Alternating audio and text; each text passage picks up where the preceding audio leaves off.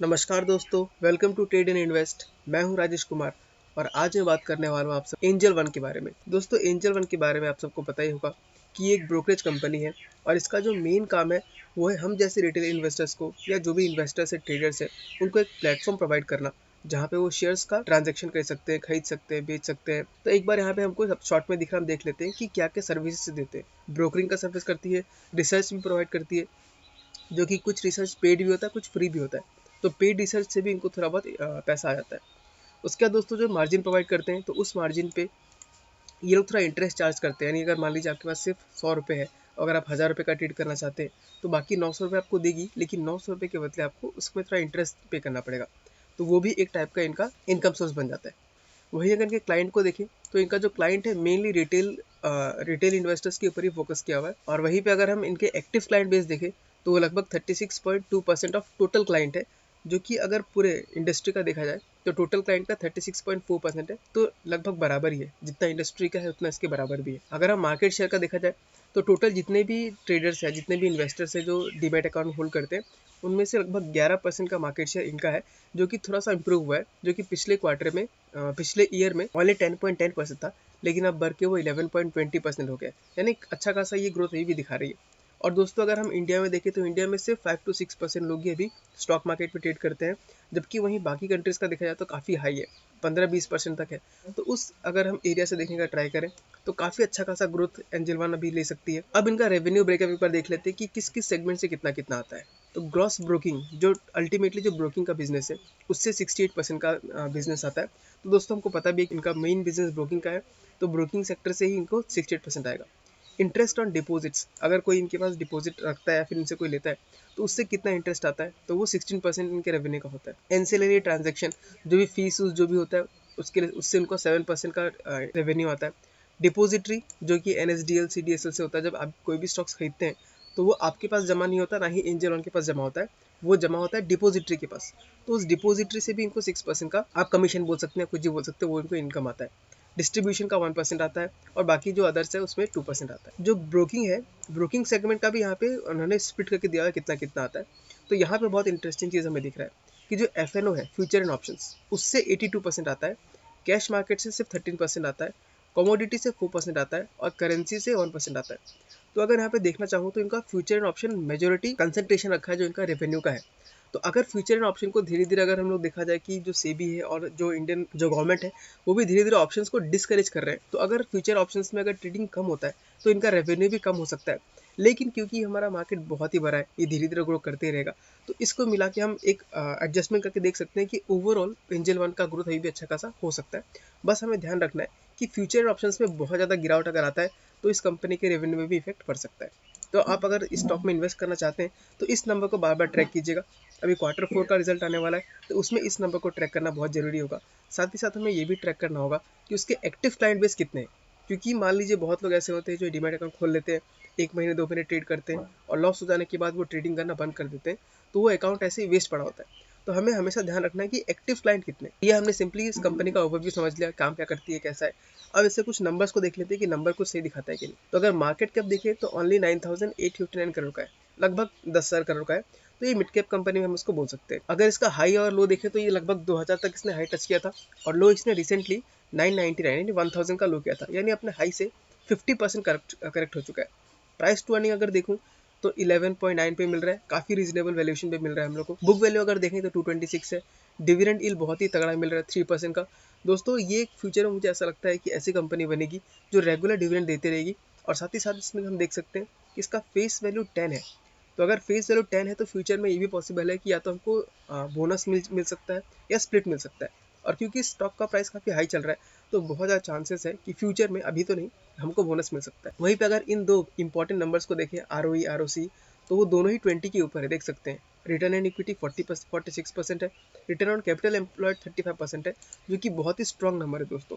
तो ये एक हमें बहुत अच्छा खासा कॉम्बिनेशन मिल रहा है जहाँ पे कंपनी स्मॉल कैप है और फंडामेंटल्स काफ़ी स्ट्रॉन्ग है और फ्यूचर में ग्रोथ करने के लिए भी काफ़ी ज़्यादा स्पेस है इनके पास। चलिए अब इनका रिजल्ट देख लेते हैं कि कैसा कैसा पिछले 3 साल का रिजल्ट यहाँ पे दिखा रहा, हम देख लेते हैं। तो जहाँ पे सेल्स 2019 में 179 करोड़ का था, वहीं पे दिसंबर 2022 में 718 करोड़ का हो गया। हम देख सकते हैं लगभग मोटा मोटा अगर मैं देखें तो 6-7 गुना इनका सेल्स हो चुका है। वहीं पे अगर प्रॉफिट देखें, ऑपरेटिंग प्रॉफिट, तो 45 से वो 294 पे हो गया।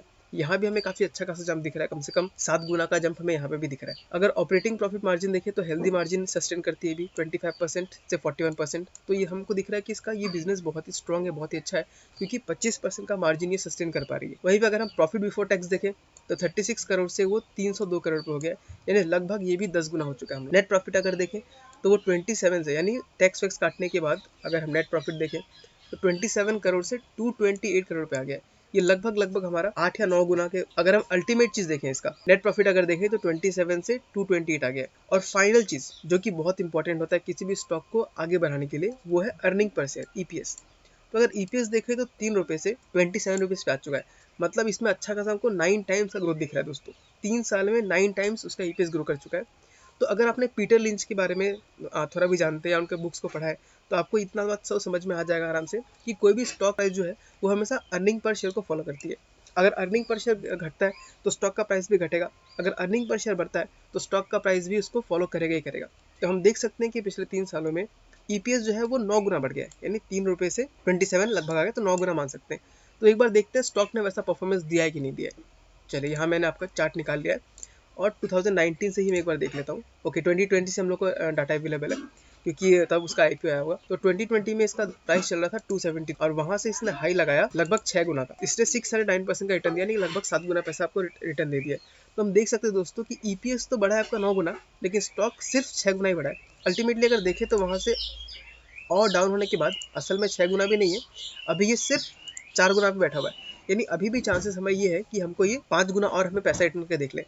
तो मैं देखता हूँ कि अगर ईपीएस को फॉलो करता है तो इसको 9 गुना अगर होना है तो इसका प्राइस कितना होना पड़ेगा। हम 8 टाइम से भर के चलते हैं, तो लगभग हमारा टारगेट निकल के आ रहा है 2600 का। अब दोस्तों आप लोग को टारगेट बहुत ही एब्सर्ड लग सकता है कि नहीं ये तो पॉसिबल नहीं है, लेकिन सिंपली जो लॉजिक बोल रहा है, जो फंडामेंटल्स बोल रहे हैं, उसके अकॉर्डिंग हमें टारगेट 2600 का समझ के देख सकते हैं। तो मैं तो इसको ऑलरेडी मानता हूँ क्योंकि ईपीएस हमको दिख रहा है काफी अच्छा खासा बढ़ता हुआ दिख रहा है, अच्छा खासा ग्रोथ का अपॉर्चुनिटी भी इंडिया में है ही। तो अगर आप इस स्टॉक को लॉन्ग टर्म के लिए होल्ड करते हैं तो चारों तरफ से हमें अच्छा खासा फायदा मिल सकता है। ऐसे स्टॉक्स को एक बार में जमा नहीं करना चाहिए, क्योंकि हम देख सकते हैं ये स्मॉल कैप है, ये मिड कैप कंपनी है, तो इसने अपने हाई जब जाता है तो वहां से लो भी लगाता है। आप देख सकते हैं ये लगभग 52% डाउन आ चुका है। तो ऐसे सिचुएशंस के लिए हमें क्या करना चाहिए दोस्तों, थोड़ा थोड़ा अमाउंट, मान लीजिए आपके अगर पैसे कम है तो आपने एक बार में 5 स्टॉक खरीदा, फिर अगले महीने 3 स्टॉक खरीदा, फिर अगर मान लीजिए करेक्शन आ गया तो उस टाइम पे आपने और 4-5 स्टॉक खरीद लिया। तो ऐसे करते करते हमें धीरे धीरे एक्यूमुलेट करना होता है, ताकि हमें एक बार बहुत महंगा ना मिल जाए, अलग अलग प्राइस से हमें एवरेजिंग का फायदा भी मिल सके। चलिए दोस्तों, फाइनल एक चीज देख लेते हैं कि हम इतना जो बात कर रहे हैं उसको कंफर्मेशन कैसे करें, क्योंकि हम रिटेल इन्वेस्टर्स है, हमारे पास फुल इन्फॉर्मेशन नहीं होता। तो हम अपने जो एनालिसिस को कंफर्म करने के लिए हमें कुछ कुछ डाटा को देखना पड़ता है। तो उन्हीं में एक बहुत ही अच्छा डाटा होता है हमारा प्रमोटर होल्डिंग या शेयर होल्डिंग पैटर्न कैसा है। तो सबसे पहले हम देख लेते हैं प्रमोटर होल्डिंग कैसा है। तो 43% के आसपास है दोस्तों। जनरली हम लोग मानते हैं कि 50% के ऊपर अगर प्रमोटर का होल्डिंग है तो उसे बहुत अच्छा मानते हैं, लेकिन क्योंकि यहाँ पे 43% है, उसे हम डायरेक्टली उसको नेग्लेक्ट नहीं करेंगे। हम बाकी भी देख लेते हैं कि क्या हो रहा है, बाकी हिस्से किसके पास है। तो अगर म्यूचुअल फंड्स को देखूं तो वो भी अच्छा खासा 7 to 8% होल्ड करते हैं, तो काफी अच्छा खासा होल्डिंग ये भी है। अदर डीआईएस को देखिए तो वो भी कंटिन्यूसली इंक्रीज कर रहे हैं और 1.5 से वो भी होल्ड करते हैं। दोस्तों ऐसे मिड कैप कंपनी में एफआईएस का, डीआईएस का इतना स्ट्रॉन्ग इंटरेस्ट नहीं होता है। अगर वो इतना इंटरेस्ट दिखा रहे हैं तो ऑफकोर्स इस स्टॉक पे कुछ ना कुछ दम तो है ही। अब एक बार एफआईएस को देख लेते हैं। तो एफआईएस को हम देख सकते हैं उन्होंने बहुत अच्छा खासा इंप्रूवमेंट यहाँ पे दिखाया है।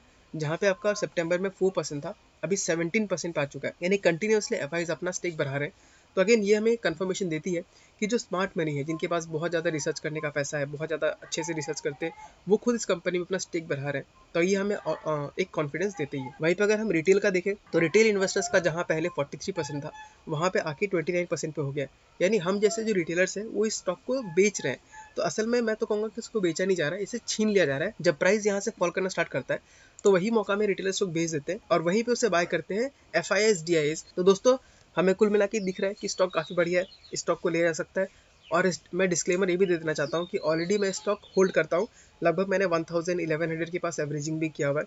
तो अगर आप स्टॉक को लेना चाहते हैं तो अपना खुद का फाइनल डिसीजन बना के लीजिएगा, क्योंकि इस चैनल का एम बिल्कुल ये भी नहीं है कि मैं बस स्टॉक बता दूँ और आप लोग ले लें। मैं चाहता हूँ कि आप लोग भी इस वीडियोस को देख के खुद से कुछ करना सीखें, तभी हम लोग अच्छे खासे से रिटेल इन्वेस्टर्स फ्यूचर में जाके अच्छा खासा पैसा कमा पाएंगे। वरना 90% रिटेलर्स जो है पैसे डुबाते हैं। तो हमें वैसा नहीं करना, हमें पैसा को बढ़ाना है अपना। तो खुद भी सीखने पर ट्राई कीजिए और अपने डिसीजन खुद लीजिए। लास्ट दोस्तों एक बात ये बता देना चाहता हूँ कि जो एंजल वन है उसने काफ़ी अच्छा खासा डिविडेंड हमको अनाउंस किया है, जो कि हर बार ये उसके आसपास से करती है। तो मैं जो बोल रहा था कि फ्यूचर में जाके ये रेगुलर डिविडेंड देने वाली कंपनी बन सकती है, तो उसका रीज़न यही है दोस्तों। देखिए 2022 में इसने 7 रुपये का डिविडेंड दिया, अगेन 22 में इसने, तो वही अगर मैं देखूं तो अगर मैं टोटल डिविडेंड देखूं तो सिर्फ 2022 में ही हमें लगभग 25 रुपीज़ का डिविडेंड मिल गया, जो कि काफ़ी स्ट्रॉन्ग हमको डिविडेंड यहाँ पे मिलता हुआ दिख रहा है। और अगेन इसने डिविडेंड अनाउंस किया है 9 रुपीज़ 60 का, मार्च 31 तक आपको लास्ट डेट मिल रहा है। तो अगर आप स्टॉक में इन्वेस्ट करना चाहते हैं तो अभी भी अपना सोच समझ के इसमें अपना स्टेक ले सकते हैं। ठीक है दोस्तों, तो एंजल वन के बारे में बस मुझे इतना ही कहना था। मिलते हैं अगले वीडियो में किसी और स्टॉक के साथ, तब तक tata bye bye, take care.